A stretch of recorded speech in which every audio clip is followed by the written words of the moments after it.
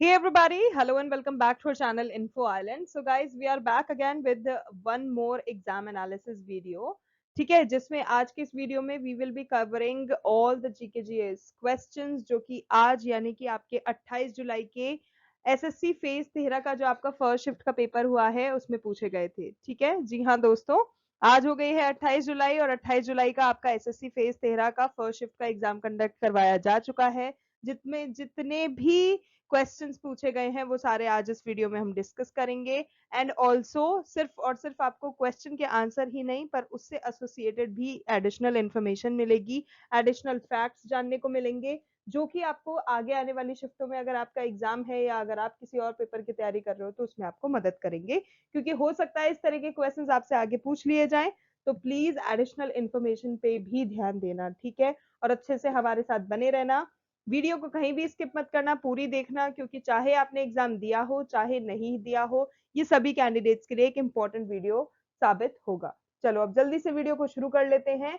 और yes, channel पर अगर नए हो, चैनल को अभी तक सब्सक्राइब नहीं करा है, so please please please this is your golden opportunity, जल्दी से जाओ चैनल को सब्सक्राइब कर लो, नोटिफिकेशन बेल आइकन को हिट कर देना, क्योंकि सिर्फ और सिर्फ जब भी आप नोटिफिकेशन बेल आइकन को हिट करोगे तभी आपको हमारे नोटिफिकेशंस मिलेंगे as and when we come up with any informative video on our channel. ठीक है, तो नोटिफिकेशन बेल आइकन को हिट करना मत भूलना, क्योंकि अक्सर बच्चे करते क्या है, बोलते हैं मैम हमें पता ही नहीं लगा वीडियो कब आ गया, एक्सेट्रा एक्सेट्रा। तो भाई पता तो कैसे चलेगा, नोटिफिकेशन बेल आइकन को हिट करना पड़ेगा ना, तभी तो आप you will get notified, right? तो या do that and let's without any further ado look for the questions. So guys, पहला क्वेश्चन देख लेते हैं। छाबहार पोर्ट तो भाई जैसे इस बार छा ही गया है एसएससी फेज के पेपरों में क्योंकि इससे रिलेटेड ना क्वेश्चंस भर भर के पूछे जा रहे हैं। तो आई वुड सजेस्ट कि छाबहार पोर्ट को डालो गूगल पे, उससे रिलेटेड जितनी भी चीजें आ रही हैं, जितने भी क्वेश्चंस आंसर आ रहे हैं, जितने भी एसोसिएटेड जितनी भी इंफॉर्मेशन आ रही है, सब अच्छे से याद कर लो, क्योंकि बहुत इंपॉर्टेंट टॉपिक लग रहा है मुझे, बहुत इंपॉर्टेंट, आई वुड से एक कहते हैं ना कि हॉट टॉपिक जैसा कुछ साबित हो सकता है। So coming to the questions, Chabahar port जो है it was constructed between India and Iran. तो एक चीज तो क्वेश्चन में ही दी गई है जो कि आपको याद कर लेनी है कि छाबहार पोर्ट जो है ये किसके बीच में कंस्ट्रक्ट किया है, सो इंडिया एंड ईरान के बीच में। अब बात करें किस पर्पस के लिए, किस मुद्दे के लिए इसको कंस्ट्रक्ट करवाया गया है।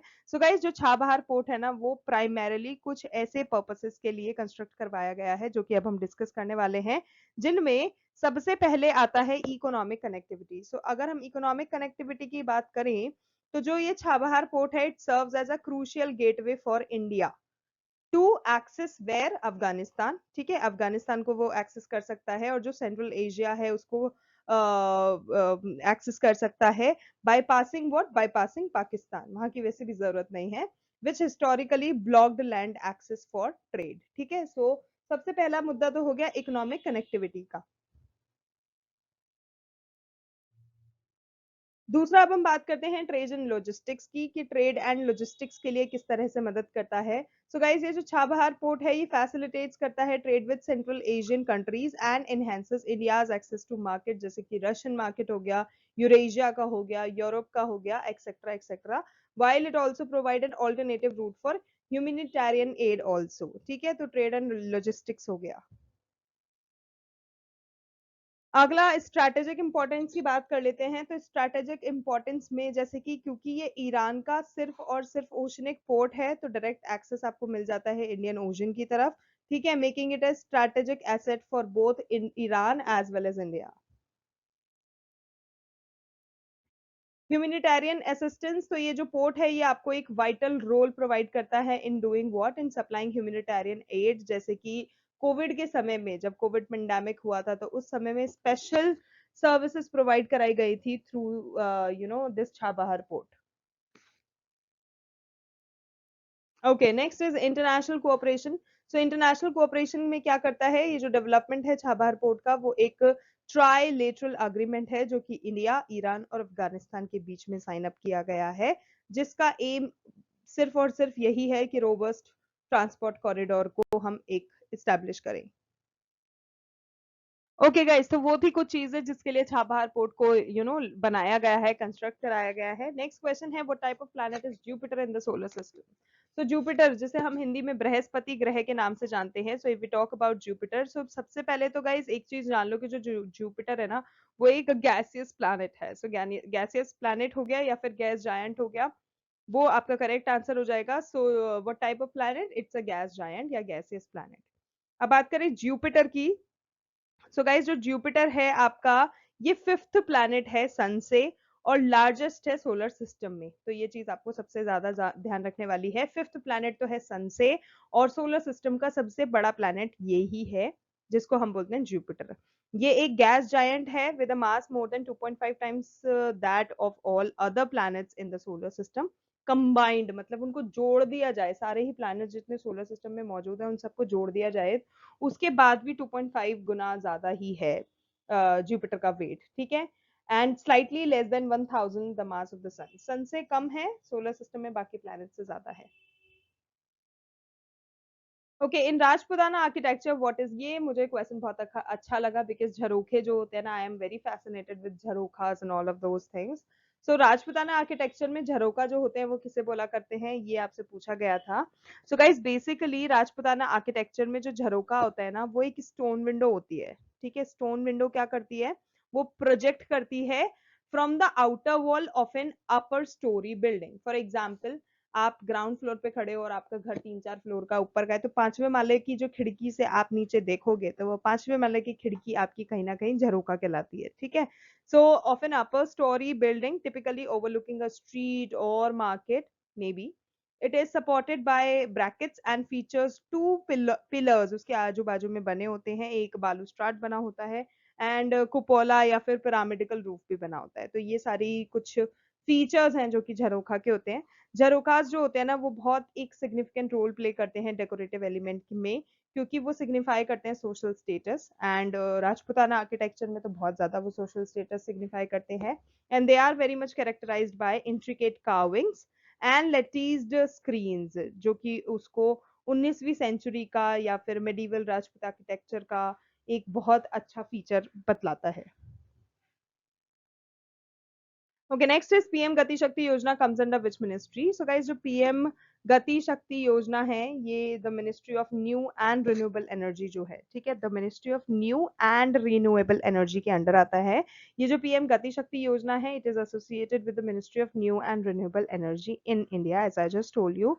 ये जो इनिशिएटिव है, इसका मुद्दा यही है आने का, इसका मेन मोटो यही है, to enhance multi modal connectivity across various sectors including infrastructure development and economic zones. Okay, next question is which major mineral are found in Deccan plateau. So guys, जो डेक्कन प्लेट्यू है उसमें बहुत सिग्निफिकेंट मिनरल डिपॉजिट्स मिलते हैं, जिसमें कि कोल हुआ, iron ore हुआ, बॉक्साइट हुआ, लाइमस्टोन हुआ, मैंगनीज हुआ, ये सारे के सारे मेजर मिनरल्स पाए जाते हैं।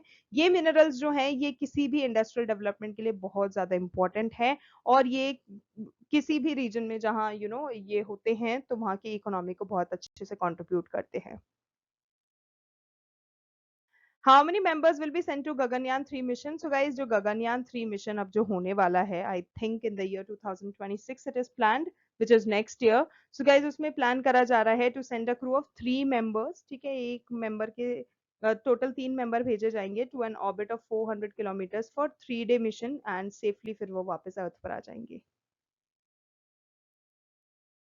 Okay, which animal is primarily found in Nicobar island. So guys, Nicobar island की अगर हम बात करें तो सबसे ज्यादा वहां पर मतलब सबसे ज्यादा नहीं कहूंगी, पर हाँ, अगर कोई एक ऐसा एनिमल है जो कि सिर्फ और सिर्फ निकोबार आइलैंड पे पाया जाता है, तो वो है निकोबार मेगापॉड। तो निकोबार मेगापॉड आपका करेक्ट आंसर हो जाएगा। इसके अलावा गाइस, निकोबार आइलैंड जो होते हैं वो बहुत अलग अलग एनिमल्स के लिए घर का घर कहलाते हैं, जैसे कि अंडमान स्पाइनी श्रियो हो गया। ये एक एंडेमिक स्पीशी है जो कि जो आइलैंड्स होते हैं उनके रेन फॉरेस्ट में पाई जाती है। सो अंडमान स्पाइनी श्रियू आपको निकोबार में देखने को मिलेगा। इसके अलावा स्पर्म वेल जो होती है ना, वो लार्जेस्ट टूथड वेल होती है, जो कि निकोबार में आपको देखने मिलेगी। नेक्स्ट है निकोबार जंगल फ्लाई कैचर, जो कि एक बर्ड स्पीशी होती है, अगेन एंडेमिक है, सिर्फ और सिर्फ निकोबार आइलैंड में आपको ये देखने को मिलती है। Next is Nicobar frog. So guys, एक और एंडेमिक स्पीशी होता है जो कि आपको निकोबार में देखने को मिलता है, जिसको हम बोलते हैं Nicobar frog. Andaman wild pig, जो कि एक मीडियम साइज पिग होता है, जो कि जारावा रिजर्व फॉरेस्ट एरिया जो है निकोबार आइलैंड में, वहां पाया जाता है। Next we have barking deer, जो कि एक इंट्रोड्यूस्ड स्पीशी है, जो कि नॉर्दर्न और मिडिल पार्ट्स ऑफ आर्किपेलागो में आपको देखने मिलता है। तो the next question is what is objective of प्रधानमंत्री जन धन योजना। तो गाइस, जैसे कि नाम में ही आपको दिखाई दे रहा है, जन धन, जन से हम समझते हैं लोग, और धन इज मनी। तो ये जो योजना है, ये प्राइमरीली मॉनेटरी रिलेटेड है, मनी रिलेटेड है। जिसके मेन ऑब्जेक्टिव्स क्या हैं? तो सबसे पहला ऑब्जेक्टिव है ensure access to financial services. Basically ये जो जन धन योजना को लेकर आया गया, प्रधानमंत्री जन धन योजना को, उसका मेन एम यही था कि बेसिक सेविंग्स अकाउंट जो होते हैं, सेविंग्स बैंक अकाउंट जो होते हैं, नीड बेस्ड क्रेडिट जो होता है, रेमिटेंस फैसिलिटी जो होती है, इंश्योरेंस हो गया, पेंशन सर्विसेज हो गया, ये सब कुछ जो एक्सक्लूडेड सेक्शंस हैं सोसाइटी के, उन तक पहुंच पाए, वो लोग इन सब चीजों को एक्सेस कर पाए, पर्टिकुलरली वो लोग जो कि वीकर और लो इनकम ग्रुप्स हैं। नेक्स्ट, फाइनेंशियल इंक्लूजन को प्रमोट करने के लिए, तो गाइज ये जो स्कीम है, it aims to bring about deep penetration of financial services at an affordable cost, और इफेक्टिव टेक्नोलॉजी को यूज करके वो इस चीज को कर पाते हैं। Enhance the reach of financial products. तो गाइस, जो इनिशिएटिव ये जो है, इसका मेन फोकस ये है कि जो फाइनेंशियल प्रोडक्ट्स और सर्विसेज हैं, वो सबको ही एक्सेसिबल हो, स्पेशली दोज जो कि अनबैंक्ड हैं। तो ये जो ऑब्जेक्टिव्स हैं गाइस, इनका मेन एम यही है कि जो फाइनेंशियल स्टेटस है लोगों का, जो भी अंडर प्रिविलेज लोग हैं, जो अनएम्प्लॉयड हैं, मेनली ऐसे लोग हैं जो कि आउटस्कर्ट्स में होते हैं, उन लोगों का जो फाइनेंशियल स्टेटस है उसको इम्प्रूव करा जाए, और इंक्लूसिव ग्रोथ को बढ़ाया जाए, जिससे कि अल्टीमेटली इकोनॉमिक की ग्रोथ होगी। Okay, next question, Amrut Yojana is related to what. So guys, अमृत जैसे कि पानी, ठीक है, तो अमृत जो है ये पानी से रिलेटेड है। तो ये अमृत योजना जो है, ये भी पानी से रिलेटेड है, वाटर बॉडीज और सैनिटाइजेशन से रिलेटेड है। ये मिशन अमृत सरोवर जो है, इसका मेन एम था, इनफैक्ट है, टू कंस्ट्रक्ट और रेजुवनेट 75 अमृत सरोवर यानी कि पॉन्ड्स अक्रॉस होल इंडिया, जिससे कि जो वाटर क्राइसिस है रूरल एरियाज में, वो खत्म कर दिया जाए। ठीक है, सो दैट इज अमृत योजना। इसका इनिशिएटिव को शुरू करने का मेन फोकस यही है कि वाटर क्वालिटी को बढ़ाया जाए, अच्छा किया जाए, सैनिटाइजेशन फैसिलिटी को अच्छा किया जाए, और ओवरऑल वेलबींग लोगों की बढ़े, कम्युनिटीज की बढ़े। That's it, that's one. Additionally जो अमृत योजना है, वो कोऑर्डिनेशन भी बढ़ाता है between urban and rural areas in order to ensure effective management of water bodies. Next question is example of macro economics, आपको पूछा था। So guys, I am sure you guys are aware about, अगर आप economics subject से belong करते हैं, तो there were like sub division of economics, like micro economics और मैक्रो इकोनॉमिक्स। सो मैक्रो इकोनॉमिक्स से हम क्या पढ़ते थे? तो मैक्रो इकोनॉमिक्स में जैसे ग्रॉस डोमेस्टिक प्रोडक्ट हो गया, इन्फ्लेशन रेट हो गया, नेशनल इनकम हो गया, फॉरेन ट्रेड पॉलिसीज हो गया, मॉनेटरी एंड फिस्कल पॉलिसीज हो गया, अनएम्प्लॉयमेंट रेट हो गया, पर कैपिटा इनकम हो गया, unemployment rate I repeated, okay, economic outputs हो गया, सप्लाई एंड डिमांड हो गया, और मार्केट इनएफिशिएंसीज हो गई या पॉलिसीज हो गई, इन सब चीजों से related. So all of these things they used to come under macro economics. Okay, Mathura art is associated with which style या फिर school? So guys, it is related to Mathura school of art. तो क्योंकि Mathura art जो है, वो Mathura school of art से associated है, जिसने काफी ज्यादा एंशियंट इंडिया में फ्लरिश किया था, और काफी मतलब first to six century AD में, जब कुषाण और गुप्ता पीरियड चल रहा था, तब उसने काफी ज्यादा फ्लरिश किया था। ये जो स्कूल है, ये अपने डिस्टिंक्टिव स्टाइल ऑफ स्कल्पचर के लिए जाना जाता है, ठीक है, जो कि रिफ्लेक्ट करता है रिलीजियस फ्यूअर और फर्वर ऑफ ब्राह्मणिज्म। ठीक है, ब्राह्मणिज्म, जैनिज्म और बुद्धिज्म, इन तीनों जातियों के बारे में, इन तीनों आप कह सकते हो रिलीजन के बारे में आपको जानने को मिलता है इस स्कूल में। जो मथुरा आर्ट है, वो कैरेक्टराइज करती है अपने इंडिजीनियस स्टाइल में, क्योंकि वो काफी तरह तरह के मटेरियल यूज करते हैं when they perform and make something अपने डिस्टिंक्टिव स्टाइल में, जब वो कुछ स्कल्पचर वगैरह बनाते हैं।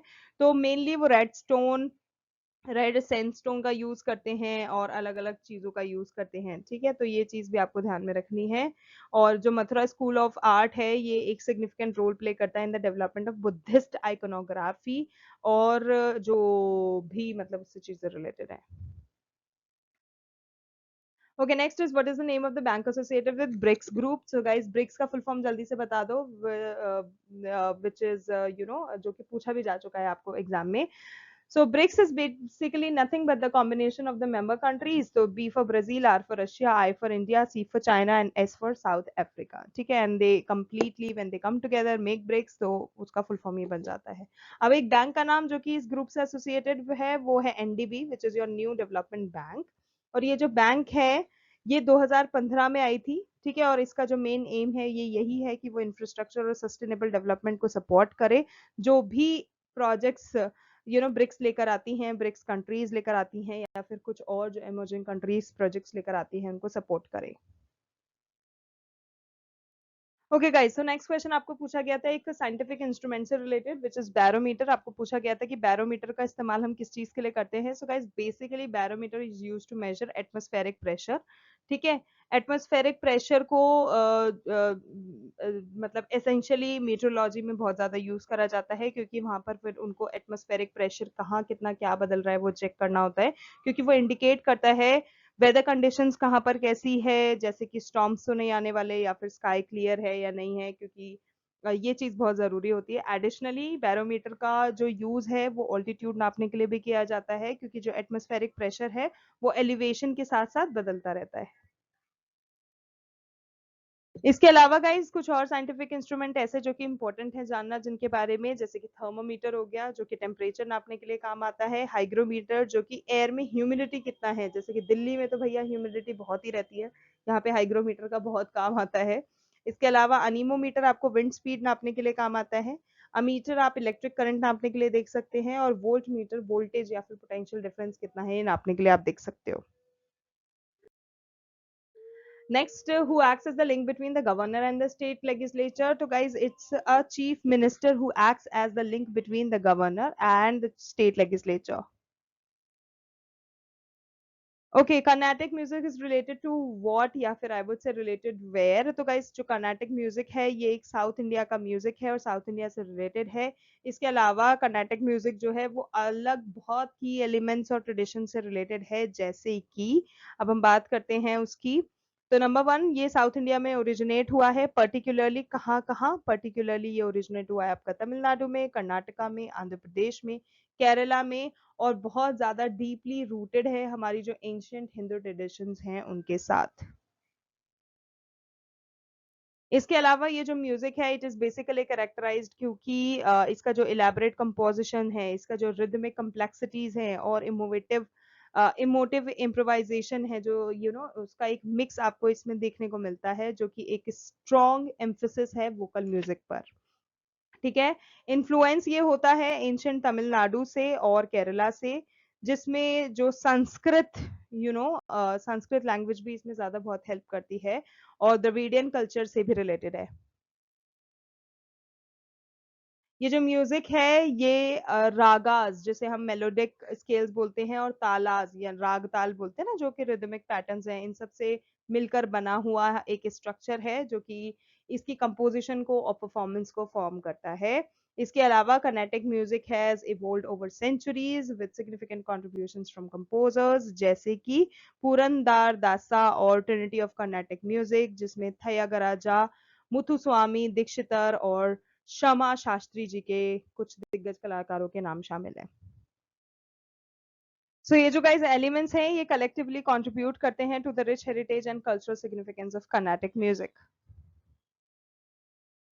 Okay, so next question is how many years the national games held in India? So guys, हर 2 साल में, तो 2 years यहाँ पर आपका करेक्ट आंसर हो जाएगा। जो नेशनल गेम्स होते हैं इंडिया के, जिनको हम हर साल 2 साल में होता हुआ देखते हैं, हाउएवर लॉजिस्टिकल और स्केड्यूलिंग इश्यूज के कारण आगे पीछे भी हो सकते हैं। ठीक है, जो इंटरवल्स होते हैं वो ओवर द ईयर्स चेंज हो गए हैं, इंक्लूडिंग उसमें 3 to 4 years भी हो गया कुछ कुछ केसेस में, जो कि पहले 2 years था। इसके अलावा गाइस कुछ इंपॉर्टेंट इन्फॉर्मेशन यहाँ पर मैं लेकर आई हूँ आप लोगों के लिए, जिसमें पहला राष्ट्रीय खेल शामिल है कि पहला राष्ट्रीय खेल भारत में कब आयोजित हुआ था। सो गाइस 1924 में हुआ था, लाहौर में हुआ था। आधुनिक राष्ट्रीय खेलों की शुरुआत कब हुई थी? 1985 में हुई थी, नई दिल्ली में हुई थी, और 9वें एशियाई खेल जो हुए थे उनके बाद हुई थी। इसके अलावा राष्ट्रीय खेलों का संचालन कौन करता है? So guys Indian Olympic association, जिसे हम आईओए बोलते हैं, यानी कि भारतीय ओलंपिक संघ जो है ये राष्ट्रीय खेलों का संचालन करता है। राष्ट्रीय खेलों का प्रतीक चिन्ह क्या है? तो गाइस ओलंपिक की जो 5 रिंग्स हैं, ठीक है, रिंग्स जो बनी हुई है वो, प्लस भारत का जो राष्ट्रीय पशु है बाघ, ये प्रतीक चिन्ह है हमारे राष्ट्रीय खेलों का। भारत में राष्ट्रीय खेल दिवस कब मनाया जाता है? तो गाइज हर साल 29 अगस्त को स्पोर्ट्स डे आप कह सकते हो मनाया जाता है, राष्ट्रीय खेल दिवस मनाया जाता है, नेशनल स्पोर्ट्स डे मनाया जाता है। क्यों? क्योंकि इस दिन मेजर ध्यानचंद जी की जयंती होती है। Okay, who wrote the God of Small Things? तो the God of Small Things जो बुक है उसकी राइटर है अरुंधति रॉय, जिसके लिए इनको मेन बुकर पुरस्कार से भी सम्मानित किया गया था उनकी इसी बुक के लिए। Again which year were the first Asian games held? So guys 1951 में जो एशियन गेम्स, जिनको हम ऑफिशियली फर्स्ट एशियन गेम्स भी बोलते हैं, जो कि एक मल्टी स्पोर्ट इवेंट होता है, वो सबसे पहले 1951 में खेले गए थे, न्यू दिल्ली में खेले गए थे, न्यू दिल्ली इंडिया में। और डेट्स की अगर हम बात करें तो 4 से 11 मार्च 1951 को खेले गए थे। Okay, who publish world happiness index? So guys world happiness report जो होती है ना, इसको जो वेलबिंग रिसर्च सेंटर है जो कि यूनिवर्सिटी ऑफ ऑक्सफोर्ड में मौजूद है, जो कि गलुप के साथ पार्टनरशिप में है, वो पब्लिश करता है। अब बात करें कि कौन सी यूनिवर्सिटी, सॉरी कौन सा रिसर्च सेंटर है, so the name is UN and United Nation Sustainable Development Solutions Network. तो UN sustainable development solution network आपका करेक्ट आंसर हो जाएगा। और ये एक इंडिपेंडेंट एडिटोरियल बोर्ड है, और ये जो रिपोर्ट सेंड करता है वो कंट्रीज को रैंक करता है उनके अलग अलग फैक्टर्स पे बेस, की कौन सी कंट्री कितनी ज्यादा खुश है और वेलबींग है। Okay, who is the author of the book Gitanjali? So guys Gitanjali book जो है वो रविंद्रनाथ टैगोर के द्वारा लिखी गई है, और रविंद्रनाथ टैगोर की बात करें तो he was a Bengali poet and writer. That's it guys, those were the very important GK GS questions जो कि आपके आज यानी कि 28 जुलाई के एसएससी फेज 13 के फर्स्ट शिफ्ट के पेपर में पूछे गए हैं। If you guys like the video, found it informative, then don't forget to like, share and subscribe to our channel Info Island. ठीक है, इसी तरह के और इन्फॉर्मेटिव वीडियोस और एग्जाम से रिलेटेड अपडेट्स पाने के लिए जल्दी से चैनल को सब्सक्राइब कर दो। और किसी भी तरह की क्वेरी हो, क्वेश्चन हो, सजेशन हो, रिकमेंडेशन हो, तो जरूर से कमेंट बॉक्स में कमेंट कर देना। It's all yours, we are waiting and we will be coming with the solution for all of those. आज के लिए guys बस इतना ही. Thank you so much for watching. Thank you so much for your time. We will see you in our next video.